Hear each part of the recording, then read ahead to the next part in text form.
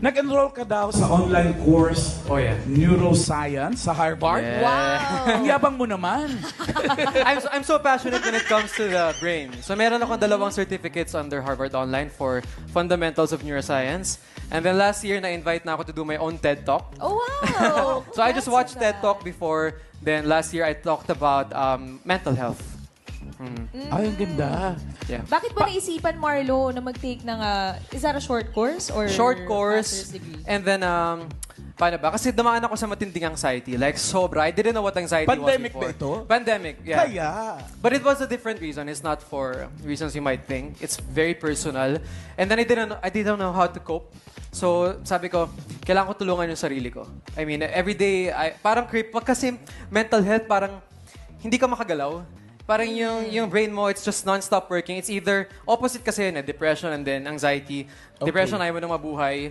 Anxiety, takot ka mamatay. So I was here. Pero Sa anxiety ka Sa na anxiety, side. pero naging bunga din niya, naging depressed din ako. Kasi nga, Yes. I couldn't function. So sabi ko, kailangan ko tulungan yung sarili ko. It went on for months every day. So nag-aaral ako ng neuroscience. And then, ang kailangan ko kasi malaman lang yung scientific reasoning what happens sa brain. So it's really chemical imbalances Yes. talaga. Pero nagkaroon ako ng insight, so I also shared it with my audience. Yeah. Very good. Kasi very complex condition din yung mga ganyan, di Oo, ba? saka hindi kasi alam dito sa Pilipinas, talagang it's a serious condition, pero it's very treatable.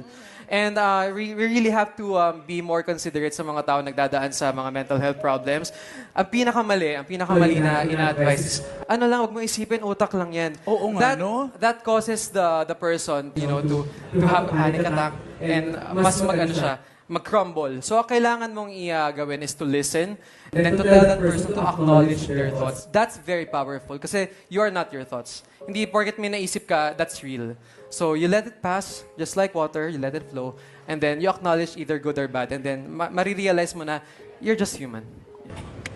Thank you for sharing that with us. Diba? Kasi for sure, kasi mga So Dapper many are knowledgeable about what you just said. Oo, and ang maganda naman kasi sa Pilipinas ngayon, medyo nag-a-advance naman na tayo kasi ang dami naman nangyayari na din. Oo. So, kayo guys, kung may mga nagdadaan sa inyo sa bahay na anxiety, depression, be kind to yourself, but pinaka-importante tulungan nyo yung sarili nyo. Kasi may extent lang yung doctors and yung mga tao na family na gagawin sa'yo. Pero you really have to work harder para ma-accomplish mo yung task mo as your own comforter. And That's what you did. yeah, that's what I did. They can only do so much to help us. Pero at the end of the day, kaya pa rin yung tutulong. Totoo. Saka may kanya-kanya tayong timelines, guys. Ako, inabot ako na almost a year bago ko siya Overcome. na-overcome. Yeah. And kamusta ka na ngayon, Marlo? I'm good. I'm at my best. Then, after nun, naging scholar din ako sa Enderan. Wow! So, nag-aaral ulit ako. Ang yabang mo nga talaga. Ang saya nun. So, ano na mga pinagagawa mo ngayon? Bukod sa acting, Okay. Singing. So yun, nag-full-time acting na ulit ako and singing kasi kakalipat ko lang sa Viva. My auntie LB Gonzalez brought me there. She's my manager right now. So, aside from acting, I also do my own music. I write my own stuff. And I'm gonna release my own new single din sa Viva very, very soon.